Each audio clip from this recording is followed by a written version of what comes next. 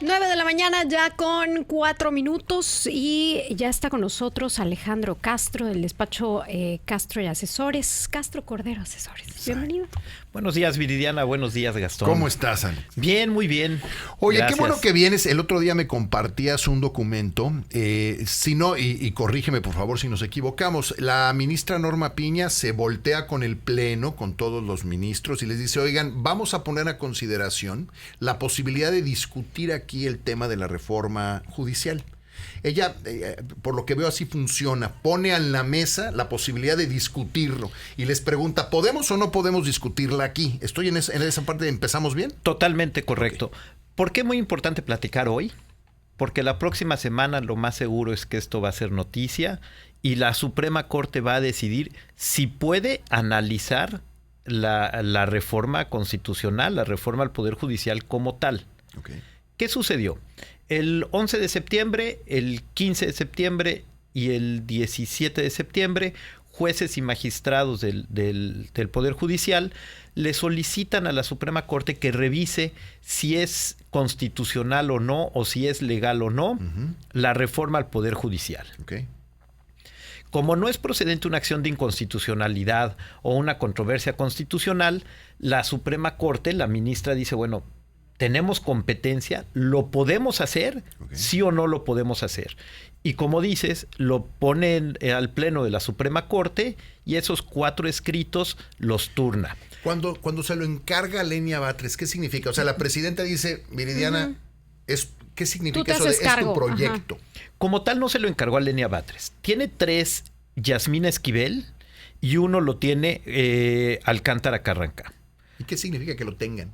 Que son los que tienen que hacer el proyecto exponiendo al Pleno o sometiendo al Pleno su criterio. Okay.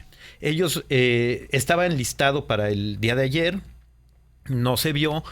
Las sesiones son lunes, martes y jueves, por eso digo que lo más seguro es que sea la próxima semana, porque los asuntos fueron turnados como de urgencia, como que habría que resolverlos y son urgentes. Pero pasárselo a Lenia Batres o a Yasmín Esquivel no es como lo que el viento a Juárez. Sí, pero no.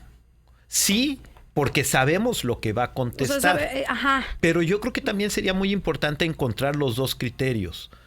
Sin embargo, no olvidemos que el ministro Alcántara fue nombrado por también en el sexenio del presidente López Obrador. Es decir... Sí, pero no ha estado... No le vendió el alma, ¿no? Al presidente. No, pero ¿qué hubiera pasado si se lo entregan a uno nombrado por Felipe Calderón de los 4 que hay, o 2 de Peña Nieto de los o uno de los 2 que tiene nombrados? Okay. No Peña Nieto, porque que quede claro, no los nombran los presidentes. Sí, la única nombrada por el presidente directamente es Lenia Batres. Todos los demás es el Senado el que hace el nombramiento. Sería en los periodos de cada uno de los presidentes. ¿Qué significa? Que van a llevar al Pleno de la Suprema Corte los proyectos. Obvio es, como decimos, un proyecto viene a favor de que sí se puede revisar. Ahorita vamos a comentar en qué consiste el sí y los otros vienen en qué no. Okay. ¿El de Alcántara viene como sí? Como que sí se tiene la facultad. Okay. Y así, los si dos, cualquier cosa dicen esto, si son de los del periodo de Andrés Manuel López Obrador. Por eso le decía a Viri, sí, pero al final y al cabo son 2 nombrados por en el periodo. Exactamente. Que ojo, aquí ha habido 5 ministros. 2, quiero pensar que fueron medio forzados, ¿no? Si recordamos al principio de la administración, uno fue forzado a renunciar, un ministro fue forzado a renunciar por temas de corrupción que nunca nadie supimos cuáles fueron esos temas. Lo asustaron, ¿no? Lo suficiente para que renunciara. Exactamente. Y el otro renuncia argumentando causas graves, que la causa grave era que no podía ser ministro y hacer campaña al mismo tiempo. No, esa era su causa grave. Bueno, van a someterlo al Pleno y decir si es procedente o no. Okay. No quiere decir que ellos vayan a resolver en ese momento o que vayan a decidir de alguna forma. Simplemente lo van a someter a estudio. Okay. Y ahí podríamos comentar de un video, una videoconferencia que se hizo viral en las redes de un ponente que trajo la ministra Lenia Batres en agosto. Es Juan García Amado.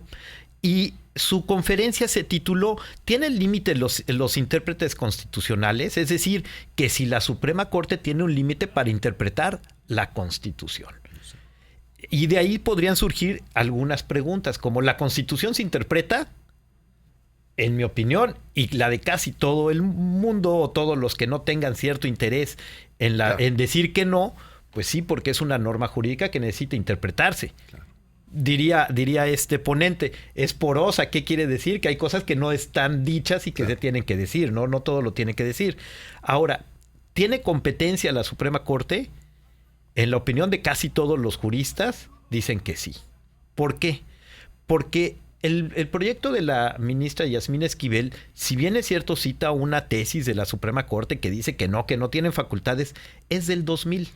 Okay. Pero en el 2021... precisamente el presidente López Obrador emite la ley orgánica del Poder Judicial de la Federación, y en el artículo 11 de la ley orgánica precisamente le dice a la ley, tú, Suprema Corte, eres competente para velar por la autonomía y la independencia del Poder Judicial. Entonces, ¿tiene competencia? Sí. ¿Quién modificó esa ley? ¿A instancia de quién? Del propio López Ejecutivo. Uh-huh. ¿Le dio la competencia? Sí. ¿La Constitución dice que tiene la competencia? Sí, porque el artículo 94 dice, bueno, tú vas a velar por la Constitución en términos que establezcan las leyes. ¿Cuáles leyes? Pues las leyes que están abajo, ¿no? Entonces, ¿cuál es la idea de Yasmín Esquivel? Dice, no pueden revisar la Constitución, no pueden revisar esta reforma, porque una ley de abajo, una ley secundaria, no puede estar por arriba de la Constitución. Es un criterio. Está bien. El otro criterio dice, sí podemos, porque la propia Constitución nos da derecho, o nos obliga, no nos da derecho, nos obliga a revisarla. Porque el artículo 11 de la ley orgánica dice que lo podemos hacer. Ok. Esas son las dos posiciones. Esas son las dos posiciones. ¿Cuál es lo interesante? Que quien tiene que decidir es la Suprema Corte. No puede venir Ricardo Monreal, no puede venir a decirnos que ya le dijo al INE que no le haga caso a un juez porque es incompetente. Sí, ¿quién es? ¿Quién es él? No puede, la que va a ser consejera jurídica de la presidencia, no puede decir que es notoriamente improcedente un recurso, un juicio, una instancia, porque no son los competentes. Ahí está el problema, ahí radica. ¿Qué va a suceder? Hoy oímos a la presidenta, ayer oímos a la presidenta del INE decir que ella va a analizar la suspensión que dictó una juez de Morelos. Eso se obedece y punto, ¿no? Una juez de Morelos para ver la procedencia o no.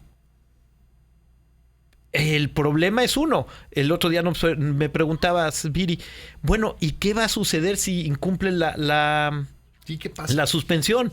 Pues es que no hay un mecanismo. Bueno, sí hay mecanismos precisamente para hacer cumplir las suspensiones, pero le van a girar un oficio al INE para decir que el INE está en desacato, pues va a ser un poco complicado. Es como girarle un oficio al Ejecutivo para decirle que le habían dicho que no podía publicar la reforma.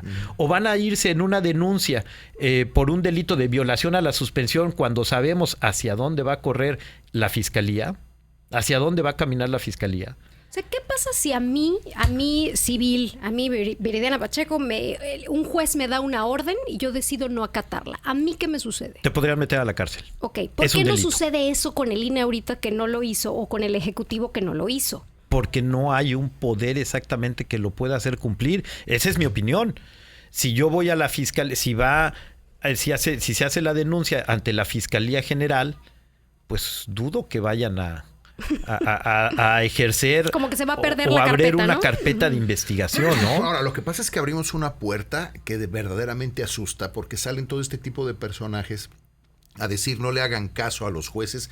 A mí, de verdad, yo no sé cómo es posible que alguien no les dé una cachetada y los calle, porque es peligrosísimo lo que está pasando, porque el día de mañana que te cometan una injusticia a ti, que tú levantes la mano y un juez te diga, oye, Alejandro, tienes razón, esta gente que está en el poder con la mano en la cintura te va a decir, no le vamos a hacer caso al juez, y no les va a pasar nada. Pues es que ahí ellos están poniendo el ejemplo del peligro que es la independencia, del peligro que es quitarle la independencia al Poder Judicial. Vamos a regresarnos tantito. ¿Se puede interpretar la Constitución y puede ser revisable? En mi opinión, sí, por supuesto. ¿Qué pasa si el día de mañana vuelven a establecer la pena de muerte en la Constitución? Sí. Porque esté en la pena de muerte, porque esté en la Constitución, quiere decir que se puede aplicar, que puede existir. Pues es que ya podríamos volver México una monarquía, así esas vamos. Precisamente eso es lo que hay. ¿No? Precisamente en esta conferencia en la que invitó a este jurista Lenia Batres. Porque Lenia Batres es bien importante. El video, Alex y yo el otro día. Bien importante, Lenia Batres lo trae. Presumo gran desconocimiento de quién era esta persona. Solo leyeron una partecita de un texto que había escrito. De una partecita de un texto que había escrito. Sí. Ellos lo descontextualizaron, lo invitan, lo llevan pensando que van a decir que los jueces y los ministros no pueden interpretar la Constitución y simplemente se lo mandé a Gastón. Está el video, es muy bueno, búsquenlo. Producción, si me están oyendo en producción, les voy a mandar un video a ver si lo podemos poner. Son 2 minutitos, tal vez no platicamos esos 2 minutos, ya no nos da tiempo, pero es muy interesante porque utiliza la palabra diabólico para decir que cuando tienes el control de los jueces, cuando nombraste a jueces y tienes el control sobre ellos, no solo atentaste contra la vida de la República, sino es algo diabólico lo que estás haciendo. Creo que no lo vio venir Lenia Batres eso. Bueno, la cara. Está como estudiante universitaria, como que medio acostada así en la mesa escuchando. Como si fuera una universidad. ¿Y por qué nada más a este señor se lo mandaste? Porque a mí no me llegó eso. Qué falta de respeto, Alejandro. ¿Verdad que estoy mandando? ¿Verdad que sí? Te voy a mandar la conferencia completa. En lo que lo pone Gastón. Ya lo tienen. Inclusive le costó un poco de trabajo empezar al orador.